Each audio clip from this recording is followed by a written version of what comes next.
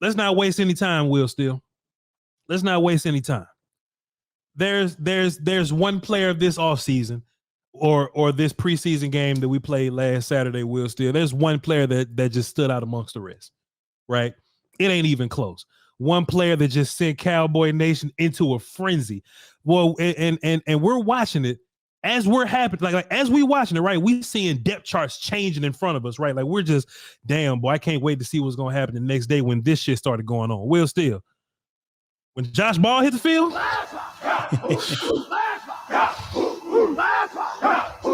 when Josh Ball hit the field, you can see the change start to happening, right? You can see the change start to happening. Now, me and you said this backstage. I'm like, look, ain't no way we line up against Dexter Lawrence and them with this shit here. No. You know what I'm saying? There's no way we right walk here. Ain't no way we walk against Dexter Lawrence. But boy, I'm like, damn, boy, we get to look at Austin Riches. We get to take a look at Fournier playing at guard, moving around. Oh, Hoffman's going to be playing some center. Well, let's go full-blown right tackle. Josh Ball is there. And boy, I just couldn't help but to see Josh Ball. It just stood up. He started glowing, Will Steele. Josh Ball ass started glowing, Will Steele. Look, the funny part about it is I didn't know that the contract renegotiation was going on. Like at that point, I just thought that both guys just had their lines drawn in the sand.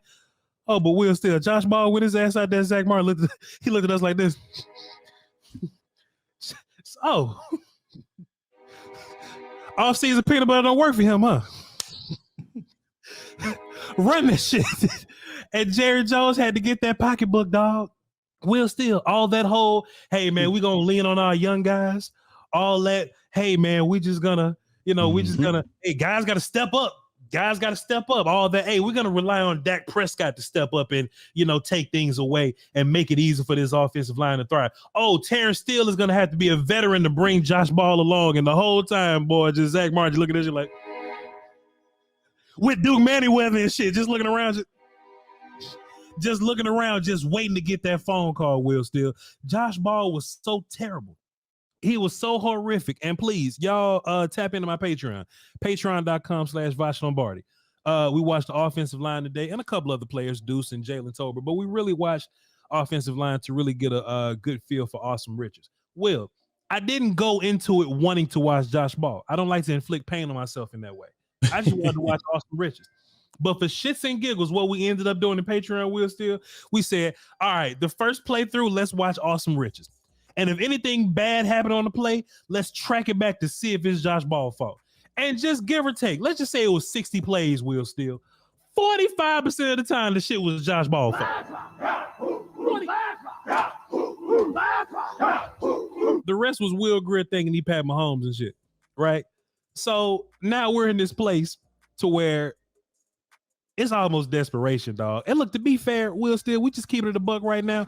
I don't think Jerry and Steven were ever going to live in this world where we're going to line up against Dexter Lawrence and the boys, Leonard Williams and the boys, and Josh was the first right guard out there next to Terrence Steele and them. You know what I'm saying? I understand, you trying to save your money, you trying to hold on to your future assets, but bro, you trying to win a Super Bowl, man. You're trying to win a Super Bowl these next 2 years. And if I'm not mistaken, Will Steele, these next 2 years are guaranteed for Zack Martin now? Correct. Full guaranteed above 18 mil. I mean, I got the tweet. Let me pull up the tweet for you, Voch, so we can go ahead and read exactly what we got going on here from Josh Ball. Because I tell you what, go ahead. No. I'm just saying, you know what I'm saying? We was watching Austin Riches and he did fine, but he don't play the right side, boy, because we need to. But he ain't. Either way, you need some interior help. If Zach, you need it still. But anyway, Adam Schefter, Cowboys and All-Pro guard Zack Martin reached a reworked deal. The new deal will pay him north of $18 million over the next 2 years. He was scheduled to be at 13.5 this year and 14 next. So it's an additional $8.5 million. Both years are fully guaranteed per sources. So there has been a healthy compromise as it needed to be. And as we said from the jump, man, all Zack Martin had to do was just chill. Just chill. All he had to do was just chill because you saw out there at camp, you didn't have the answer, Sway. And then the preseason game solidified that. Yeah. There is nobody on that interior that you feel comfortable with moving. And I know we beating up on Josh Ball because it's easy to do. But, I mean, the dude does not look like a guard. There is nothing natural about it. He has the same issues he's had since he came in here. He's floppy. He's all over the place. There's no technique to it. The most comfortable he looks is just pushing somebody when it's time to run the ball. But when you got to get him to move, oh my goodness. As you would say, he just kept dying a horrible death. Dying a horrible death, man. I was looking at Josh Ball, man, and you said it perfectly, Will. Still just flopping all over the place and falling. And look, Zack Martin was like, I ain't never did that shit before. I ain't never hit the ground like that. But Will, straight up, man, like we always talk about this though, right? We talk about how the rookies make it uncomfortable for these year 3 guys, right? For these older guys, right? Awesome Richards, Hoffman, Fournier on the way out the door, but he's around. He's the old guy right now, but he's on his way out the door. Guys like Let's Go, like TJ Bass even, they all played better than Josh Ball. Now, just flex. I talked to Brian Broaddus about this. And I was just like, hey man, at some point, we have to let these guys go against different competition, right? So that we can know who they really are. Yes. Guys like Bostic, the undrafted kid from Kansas, guys like TJ Bass, undrafted kid from Oregon, Hoffman, all those characters, they look good versus their kind. Right, versus these, it's racist. Versus these, third team guys, second team guys. Right, I would love to, for sure, you people. I would love to just bump them up the depth chart one time, right? Not even to take a job, but just to see what it looks like.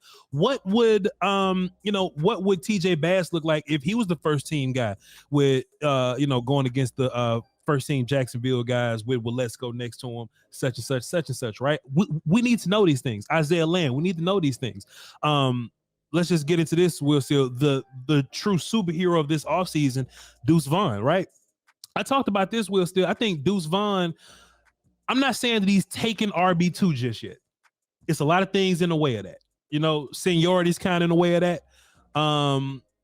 Just the Cowboys typically, have been pushing Rico down a little bit, and it's only one game. But I will say, in terms of depth chart rising, and in terms of let's see what you look like, competition wise. If this game you start with Malik and you rotate Rico, it only makes sense to me that in the next game you start with Rico and you rotate Deuce. And then in the second half, you can do what you want to do with Hunter and Malik, but I just think that's fair. I just think that's what the pecking order has worked itself into. Going into this offseason, I thought Deuce was going to be a package guy. Shouts out to the Roundtable group chat. Buster King said it today. He said, hey man, we need to find a way to get packages for Deuce. I feel you. I just look at Deuce as RB2 type guy. Let's just run with Deuce. Let's just give him 6 plays in a row. Let's give him a series if anything happens. If something happens to Tony, let's just give Deuce the ball and see what happens. Will Steele, Deuce Vaughn was clearly the best running back on the field that night. Clearly. Now, is that because Deuce Vaughn was going against, the second half children? That's what we got to figure out. That's what we got to see. But typically, how running back works, you live based on what the offensive line blocks for you. Right. So now we got to know, okay, well, you're going against a better defense, but you also have a better offensive line now. What does Deuce look like versus them dudes? I think Deuce look fantastic versus these guys anyway, because he's great. He's a runner. He's patient. He presses the holes. He reads well. He doesn't run himself into trouble like Malik Davis does. And he's a pass catcher. And if Will Grier's on that nonsense throwing the ball too high, Deuce Vaughn catching front shoulder fades at the 20-yard line where he got to readjust his body in the air 3 times like Calvin Cambridge when he was dunking it like Mike Will Steele. So I'm ready for Deuce Vaughn to make that next damn jump, and I'm excited about him. What you see in that, sir? I mean, I concur everything you said there. I don't give a damn what number you want to put on him. RB1, RB2, I shouldn't say RB1. Tony's RB1. RB2, RB3, RB4, RB, I don't give a damn. He needs to be involved every single week. But that was my stance from the jump, honestly, with Deuce Vaughn. He's a guy that, whether you call it packages, whether you call it whatever, he should see, in my opinion, 7 to 10 plays at minimum out there. That doesn't necessarily mean it's going to be 7 to 10 touches every time, although he probably should, because you don't want to run Tony Pollard into the ground. But he just went out there and did what we saw in college. His skill set is translatable. It is. It just is. And he has a skill set that, let's just be real. The other guys don't have a special skill set. Those guys can be productive, but they don't have a special skill set. And Malik, Deuce Vaughn has that, bro. And the Texas route, crazy. You know what I'm saying? The quickness, making dudes miss at the line of scrimmage. You know, there was somebody that was trying to argue with me, or not even with me, with themselves about, oh, well, Malik Davis didn't have a good offensive line in front of him. What the fuck you Sir, what you think that Deuce Vaughn had? I mean, I watched the play and where Malik Davis literally ran into the back of his lineman, and there was a lane that he could have created, right?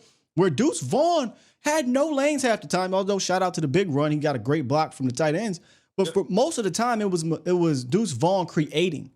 And this goes back for years where I said, look, if your O-line can't block it and your offensive coordinator can't scheme it up, you need somebody that can make people miss.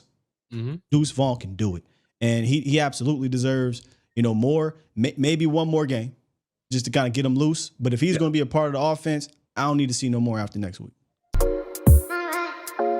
KD.